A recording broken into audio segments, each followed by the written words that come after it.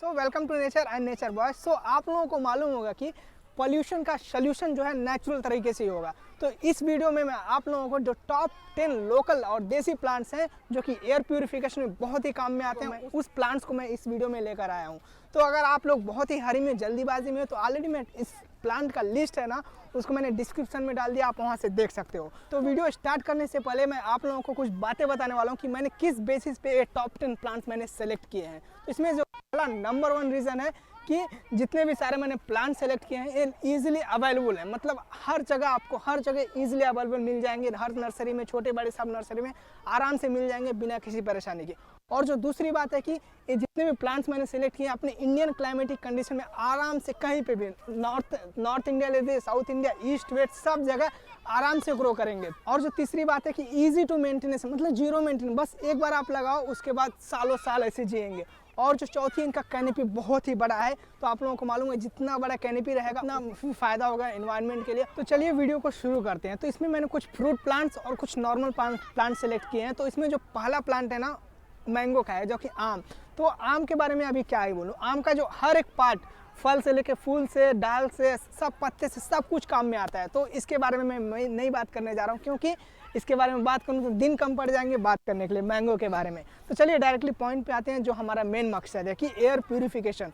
तो आम एक ऐसा पौधा है कि बहुत से मात्रा में कार्बन डाइऑक्साइड ऑब्जर्व करता है। सो कार्बन पुल डेटा के हिसाब से आंध्रा और तेलंगाना में इतने आम के बगीचे हैं कि अपने इंडिया में सबसे ज़्यादा CO2 आम के बगीचे से होता है। वो भी आंध्रा और तेलंगाना नंबर 1 पे है, उसके बाद यूपी है, उड़ीसा है, कर्नाटक है। तो ये है डेटा के हिसाब से।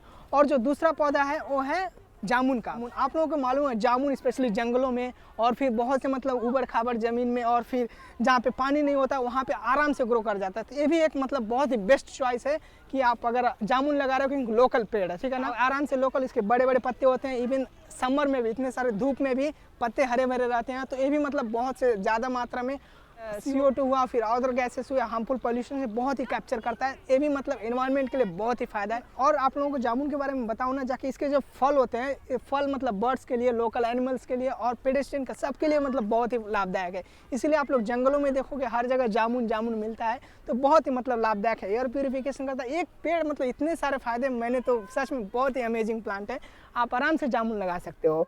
और जो तीसरा प्लांट है ना, मलबेरी, तो जिसको मोरो साल्वा बोलते हैं, ये भी मतलब बहुत ही इन्वायरमेंट के लिए बहुत ही लाभदायक है। लेकिन इसका कुछ नेगेटिव पॉइंट्स है, मतलब हर जगह, जैसे कि जामुन हुआ, आम हुआ, हर जगह ग्रो कर जाता है, लेकिन ये हर जगह नहीं होता है। अगर ज़्यादा हाई टेम्परेचर वहाँ पे नहीं ग्रो करता है, लेकिन one of the fastest growing tree है, तो आराम से ग्रो करता है। ऊपर से जहाँ पे जैसे रिवर ए साइड हो गया, उसको भी आराम से वहाँ पे लगा सकते हैं। स्पेशली जब लैंडस्केपिंग की बात करें ना, तो जब मलबेरी आता है, आजकल फ्रूटलेस मलबेरी आ रहे हैं जिसमें फ्रूट्स नहीं होते हैं, क्योंकि उसके बड़े बड़े पत्ते होते हैं, कैनोपी बहुत बड़ा होता है, शेड पर्पज़ के लिए, एयर प्यूरिफिकेशन के लिए और भी मतलब नॉइज कैंसिलेशन के लिए, हर चीज़ के लिए यूज करते हैं। तो अगर आपको फ्रूट वाला चाहिए, फ्रूट वाला भी लगा सकते हो। लेकिन एक बात ध्यान में रहे, आप जैसे जामुन हुआ, मलबेरी हुआ, जब भी आप रोड के साइड में लगा रहे हो ना, तो उसका फ्रूट जो भी है, क्योंकि बहुत ही कलरफुल फ्रूट्स होते हैं, काले होते हैं, जब फ्रूट ज़मीन पे गिरते हैं ना, तो रोड को पूरा मेशी करते हैं, तो वो अच्छा नहीं लगता है। तो आप इस पॉइंट को कंसिडर करिएगा, तभी आप रोड के साइड लगाइएगा। लेकिन बहुत ही फ़ायदे हैं, मैं रिकमेंड करूँगा कि फ्रूटलेस मत लगाओ, फ्रूट वाले लगाओ, क्योंकि उससे बर्ड्स आएंगे और फिर बहुत सारे लोकल एनिमल्स उस पर आएंगे और आपका इको फ्रेंडली एनवायरनमेंट बना रहेगा। सो इसमें जो चौथा पौधा है ना, इमली, जो कि टैमरिंडस, ये भी मतलब एक एवरग्रीन ट्री, और इसका कैनोपी इतना बड़ा होता है कि क्या ही बात करें। तो ये भी वन ऑफ द बेस्ट, क्या बोलते हैं, एयर प्यूरिफिकेशन प्लांट। स्पेशली ये भी इंडिया से अपने नेटिव है, एशियन कंट्री में आराम से ग्रो करता है, और इसके पत्ते भी हरे भरे हमेशा रहते हैं। इसके साथ इसमें फ्रूट्स भी आते हैं, और इसके मतलब पेड़ भी इतना बड़ा घना रहता है ना, यहाँ पे जैसे बहुत से पक्षी हो गया, अपना घोंसला इसी पे बनाते हैं, बहुत से बर्ड्स को अट्रैक्ट करता है। उसके फूल में भी मतलब जब फ्लावरिंग के टाइम पे रहता है, बहुत से बड़े मधुमक्खियाँ आती हैं, उससे आपके जिस खेत में अगल बगल पॉलिनेशन के होता है। तो मतलब बहुत सारे फ़ायदे हैं एक पेड़ का। और ऊपर से इसके जो वुड रहता है ना, ट्रंक, ये भी बहुत ही स्ट्रांग है। तो one of the strongest plant इसको बोला जाता है, ताकि हवा छोटे मोटे हवा से गिरता उड़ता नहीं है। तो ये भी मतलब one of the best choice है आपके लिए। अगर आप लोकली पोल्यूशन कंट्रोल करना चाहते हो तो ये भी one of the best plant है। और जो फल में पांचवा प्लांट है ना, वो बेल का है, जो एजल मार्मलस बोलते हैं। ये भी एक मतलब धार्मिक, अपने हिंदू धर्म में, अपने इंडिया में धार्मिक प्लांट है। ऊपर से इसके जो पत्ते होते हैं ना, आराम से मतलब क्या बोलते हैं, कीड़े मकोड़ों खाने के लिए, और फिर बहुत से मतलब गाय भैंस को खाने के लिए इसमें भी यूज़ होते हैं। इसको भी मतलब क्या बोलते हैं, इसके एयर प्यूरिफिकेशन कैपेसिटी बहुत ही ज़्यादा है। ऊपर से ये भी मतलब ऐसे नहीं कि इसको एक पर्टिकुलर इन्वायरमेंट चाहिए, पर्टिकुलर पानी चाहिए, ऐसा कुछ भी। एक बार आप लगा दो आराम से ग्रो करता है। इवन पानी मत दो, और फिर कुछ डिजर्ट एरिया में भी लगा दो, आराम से बेल ग्रो करता है। तो ये भी one of the best choice है आप लोगों को। अगर नेचुरली एयर प्यूरिफिकेशन आपको करना है तो bell is also one of the best option है। तो अभी तक हम लोग फ्रूट्स के बारे में बात कर रहे थे। तो अभी नॉर्मल प्लांट्स जो कि नॉन फ्रूट है, लेकिन वो भी बहुत इंपॉर्टेंट है और ऊपर से अपने लोकल है। तो इसमें जो पहला प्लांट है ना, मेरा फेवरेट फाइकस स्पीशीज़ है। तो एक फाइकस स्पीशीज़ में बोला, इसमें बहुत सारे प्लांट हैं, जैसे कि फाइकस रिलीजियोसा जो कि पीपल है। तो पीपल के बारे में आप लोगों को ज़्यादा से ज़्यादा आपको पीपल बाबा जो हैं उनसे मैं इंस्पायर हुआ, क्योंकि हर अपने वीडियो में कहीं से कहीं पीपल के बारे में बात करते हैं। तो पीपल मतलब इन्वायरमेंट के लिए बहुत ही फ़ायदेमंद है, बहुत ही फ़ायदेमंद है। तो आप पहला जो फाइकस रिलीजियोसा और दूसरा जो फाइकस बेंगालेंसिस जो कि बनियान ट्री होता है, ये भी मतलब इसका कैनोपी बहुत बड़ा होता है, एवरग्रीन रहता है। ये भी मतलब इन्वायरमेंट के लिए बहुत ही लाभदायक है, बहुत ही फ़ायदेमंद है। इसके बारे में क्या ही बात करें, क्योंकि इतना लाजवाब पौधा है ना, लेकिन आजकल कोई लगा नहीं रहा, क्योंकि इसका कैनोपी इतना बड़ा होता है, ऊपर से इतने रूट्स के इतने फैलते हैं, उसके लिए स्पेस चाहिए। तो मैं ज़रूर रिकमेंड करूँगा कि आपको नेचुरली पोल्यूशन कंट्रोल करना है तो this of the best options. और उसके बाद फाइकस इलास्टिका हो गया जो कि रबर प्लांट है। उसके बाद से फाइकस बेंजामिना और फाइकस माइक्रोकार्पा, बहुत सारे मतलब फाइकस की स्पीशीज़ है। आप इसमें से कोई भी प्लांट लगा सकते हो। One of the best species मैं बोलूँगा फाइकस का स्पीशीज, स्पेशली अगर आपको पोल्यूशन नेचुरली कंट्रोल करना है तो। और इसमें जो दूसरा प्लांट है ना, कदम का, नियो लामार्किया कदम्बा, एक कृष्ण भगवान का फेवरेट प्लांट है।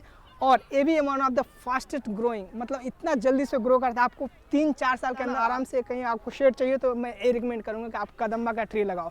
और ऊपर से इसके पत्ते बड़े बड़े पत्ते होते हैं, बहुत से मतलब बायोलॉजिकल प्लेट के रूप में भी यूज़ होता है, प्रसाद के रूप में होता है। और फिर आपको मालूम जितने भी मतलब प्लांट्स के पत्ते बड़े होते हैं ना, उनका एयर प्यूरिफिकेशन कैपेसिटी बहुत ही ज़्यादा रहता है। और तीसरी बात क्या है कि इस पत्ते को यूज़ करते हैं मतलब गाय भैंस को खाने के लिए भी। ऊपर से जो फ्रूट्स रहते हैं, इसके फ्रूट्स भी खाने में यूज़ होता है। तो मतलब एक प्लांट बहुत सारे सोल्यूशन बेनिफिट्स हो।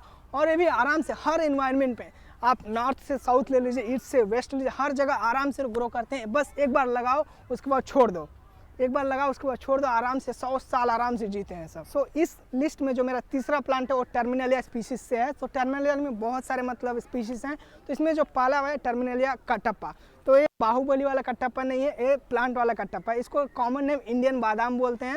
ये भी मतलब खाने वाला जो नॉर्मल बादाम रहता है वो नहीं है, और ऊपर से अपना जो कच्चा बादाम आजकल ट्रेंड चल रहा है वो भी नहीं है। तो ये क्या है, इंडियन बादाम। इसमें स्पेशली ऑर्नामेंटल पर्पज़ के लिए लैंडस्केपिंग में ग्रो करता है। मेन रीज़न क्या है, और आप द फास्टेस्ट ग्रोइंग है।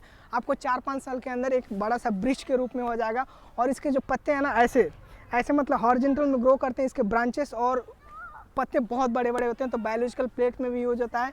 और इसके पत्ते मतलब जो गाय भैंस भी खाते हैं, तो मतलब बहुत ही इंपॉर्टेंट प्लांट है, स्पेशली अगर आप इसको ग्रो करना चाहते हो। ऊपर से इसके जो फ्रूट्स होते हैं ना, तो आराम से जैसे पक्षी हो गए और फिर डिफरेंट सारे बंदर हो गए, आराम से इसको खाते हैं और फिर इसके सीड्स को दूसरे जगह ले जाते हैं, तो आराम से मतलब फैलता है। और इसमें जो दूसरा प्लांट है ना, इसमें टर्मिनेलिया अर्जुन।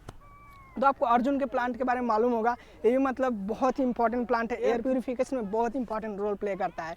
और जो तीसरा है टर्मिनेलिया मेंटाली, तो आजकल लैंडस्केपिंग में ना, आप किसी बड़े बड़े सिटी में जाओ, आजकल ये प्लांट बहुत ही ट्रेंडिंग में चल रहा है, क्योंकि ये ब्यूटिफिकेशन मतलब शो के लिए है। तो इसके ब्रांचेस ऐसे हॉरिजॉन्टल ग्रो करते हैं। इसमें भी मतलब ग्रीन कलर है, वेरीगेटेड कलर है, बहुत ही ब्यूटीफुल प्लांट है, specially one of the trending plant. मैं सोच रहा हूँ कि अगले 10, 20, 15, 25 साल में ये हर जगह आपको दिखने लगेगा, टर्मिनेलिया मेंटाली। सो इसमें जो चौथा प्लांट है ना, नीम का, तो बोटानिकली इसको अजाडी रास्टा इंडिका बोलते हैं। तो ये भी वन ऑफ द इंडिया का मतलब इंडिका मतलब इंडिया से ऑरिजिनेटेड है, ये भी मतलब इंडिया का one of the best plant है, हर जगह ग्रो करता है। One of the biological plant बोलते हैं, क्योंकि इसके इतने सारे फायदे हैं। ऊपर से नीम केक भी बनता है। फ्रूट्स होते हैं ना, जो कि बर्ड्स जो होते हैं अपने लोकल पक्षी, आराम से जो पक जाता है वो लोग बर्ड्स खाते हैं, और फिर उसके सीड्स आराम से दूसरे जगह लेकर जाते हैं और आराम से ग्रो करते हैं। और इस टॉप 10 में जो लास्ट प्लांट है वो पॉलीआल्थिया लॉन्गिफोलिया, जो कि फॉल्स अशोका है, सीता अशोका। ओरिजिनल सीता अशोका नहीं है, फॉल्स सीता अशोका है। अगर आपको जैसे कुछ बैरियर चाहिए, अगर कुछ बिल्डिंग है वहाँ पे बहुत सारे साउंड्स आ रहे हैं, तो आराम से उसको आप ग्रो कर सकते हो। और देखिए हिस्टोरिकल प्लांट्स है, क्योंकि हमारे जो पुरानों से प्लांट मतलब लैंडस्केपिंग में यूज़ होते आ रहे हैं, और स्पेशली नॉइज़ कैंसिलेशन के लिए ज़्यादा यूज होता है। ऊपर से पत्ते इसके हरे भरे रहते हैं, लंबे लंबे रहते हैं, तो ये भी मतलब एयर प्यूरिफिकेशन में one of the important role play करता है। तो ये सारे जो हैं टॉप 10 प्लांट्स हैं जो कि लोकली अवेलेबल हैं। अगर आपको नेचुरली एयर प्यूरीफाई करना है तो ये टॉप 10 प्लांट्स लगा सकते हो। लेकिन अगर आप इसको ग्रो करना चाहते हो, अगर आप लैंडस्केपिंग यूज करना चाहते हो, तो इसका जो कैनपी है आप उसका ध्यान में रखिएगा, क्योंकि ये सारे बहुत बड़े बड़े पेड़ हैं। अगर आपके अगल बगल में छोटे छोटे घर हैं तो वहाँ पे मत लगाइएगा, क्योंकि फ्यूचर में डैमेज कर सकता है। तो इसका स्पेस जो कैनपी को ध्यान में रखें, आप इसको लैंडस्केपिंग में कहीं पे भी यूज करिएगा। तो होप आप लोगों को ये वीडियो जरूर इन्फॉर्मेटिव लगा होगा। तो चलिए और किसी वीडियो में आपको मिलते हैं और कोई टॉप 10 प्लांट्स लेकर आते हैं। तब तक के लिए bye bye. Go green before green गोस।